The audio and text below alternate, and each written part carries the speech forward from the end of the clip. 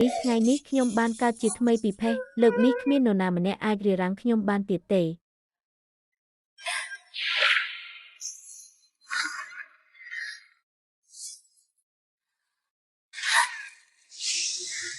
នេះនៅឯណា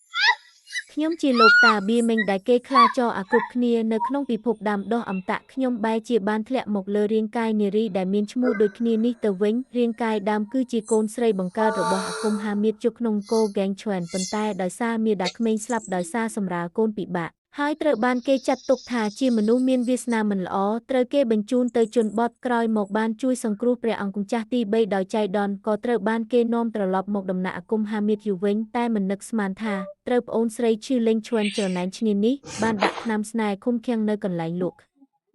លួនឈីឆេងលេងត្រូវបានគេរំលោភបំពានយ៉ាងវេទនារហូតដល់ដាច់ខ្យល់ស្លាប់ប៉ុន្តែឈឺលេងឈួនបានជំនួសអត្តសញ្ញាណរបស់នាងរៀបការជាមួយព្រះអង្គម្ចាស់ទី3ហើយបានសុខស្រួលរុងរឿង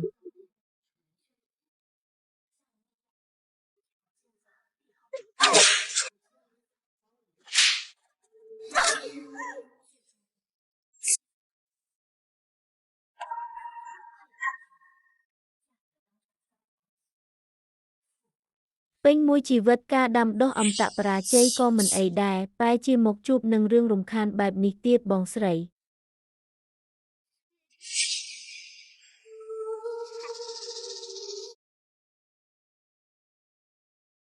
បងស្រីបងមិនទាន់ស្លាប់ទៀតទេបងមិនទាន់គិតចង់ទៅរៀបការជាមួយព្រះអង្គម្ចាស់ទី3ទៀតទេគាត់បាននិយាយថាគាត់នឹងមិនរៀបការជាមួយអ្នកណាក្រៅពីខ្ញុំទេពេញមួយជីវិតនេះនៅហ៊ានសើចទៀត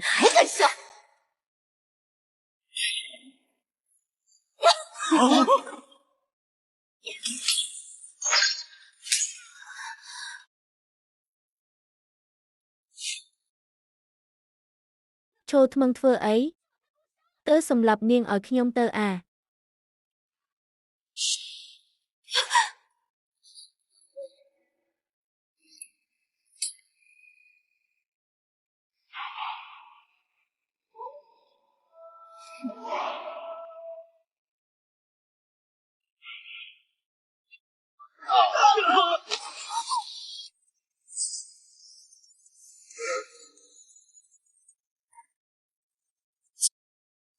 នៅក្មេងខ្ចីសោះក៏ហ៊ាននិយាយអួតអាងនៅមុខខ្ញុំដែរគឺថ្នាំនោះហើយ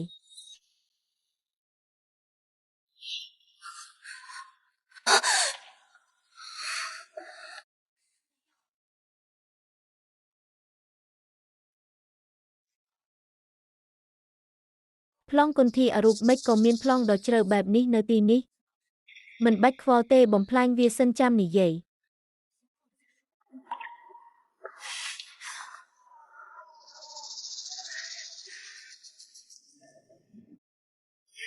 ជាប្រុសទេសុំទោសខ្ចីរូបកាយបន្តិចយំហើយនឹងក្លាយជាអ្នករឹងមាំខ្ញុំដឹងថាអ្នកកំរើកខ្លួនមិនរួចទេកុំបារម្ភខ្ញុំនឹងទៅបន្សាបពីឲ្យអ្នកលឿនណាស់ទោះធ្វើប៉ុន្មានក៏នៅតែបរាជ័យដែរ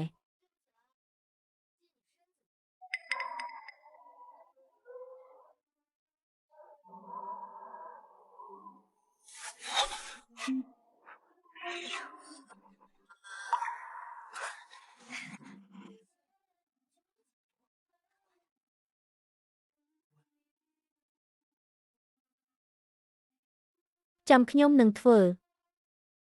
បានខ្ញុំធានាថាខ្ញុំនឹងទទួលខុសត្រូវលើអ្នកទីបំផុតវានឹងទៅជាយ៉ាងណាវានឹងដុះស្លាប់មួយគូដើម្បីនាំខ្ញុំហោះហើរអាពោអាប់ពេញ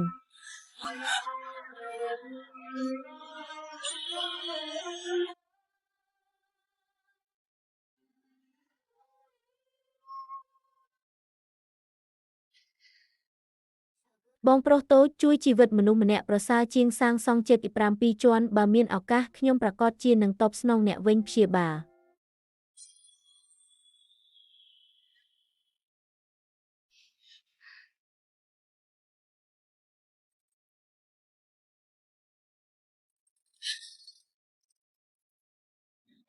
ពីក៏ជាសំណងដែរវត្ថុនេះជារបស់ខ្ញុំហើយ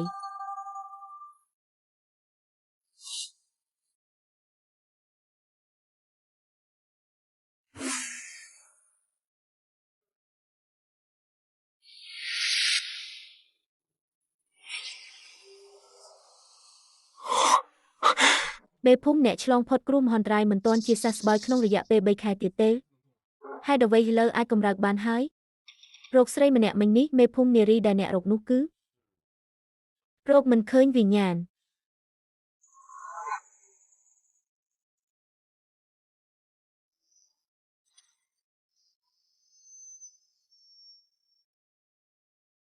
ម៉ាក់ស៊ុបមាន់ប្រជៀវចិត្តឆ្អិនហើយមកហើយសេង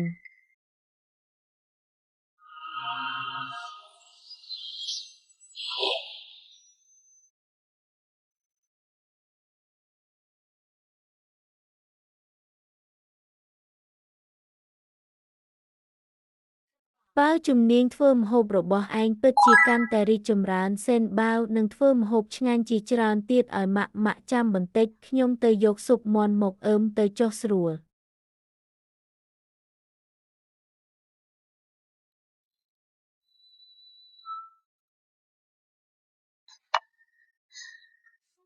ណាស់នេះហើយជីវិតចូលនិវត្តន៍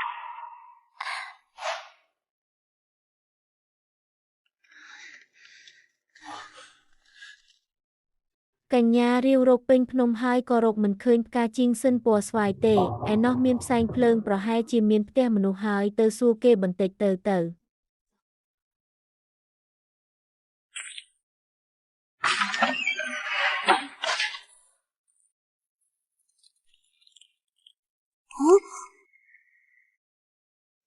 មិនឆ្ងល់ទេដែលរកផ្កាជីងសិនពណ៌ស្វាយមិនឃើញក្នុងព្រៃភ្នំការពិតត្រូវបានគេជីកយកមកទីនេះទាំងអស់គ្រាន់តែយករបស់ទាំងនេះត្រឡប់ទៅជួយព្រះអង្គម្ចាស់ទី3វិញនោះនឹងគ្មាននរណាម្នាក់អាចរារាំងខ្ញុំរៀបការជាមួយទ្រង់បានទៀតឡើយគេប្អូនស្រីរបស់ម្ចាស់ដើមឈូលីងសួនទ្រង់ឈឺណាស់ការឈឺចាប់ដែលម្ចាស់ដើមបានទទួលរងកំពុងតែលេចចេញនៅពេលនេះមីងស្រីម្នាក់នេះមីងមានរបួសចង់មកផ្ទះខ្ញុំសម្រាប់បន្តិចទេឆាប់ចាប់យកក្មេងអារក្សនេះនិងនាងអារក្សនោះមកឲ្យខ្ញុំការពិតអ្នកជាមនុស្សអាក្រក់សោះម៉ាក់គុំធ្វើខ្លាំងពេកអង្គរៈដែលនៅសល់ប្រគល់ឲ្យឯងហើយណែ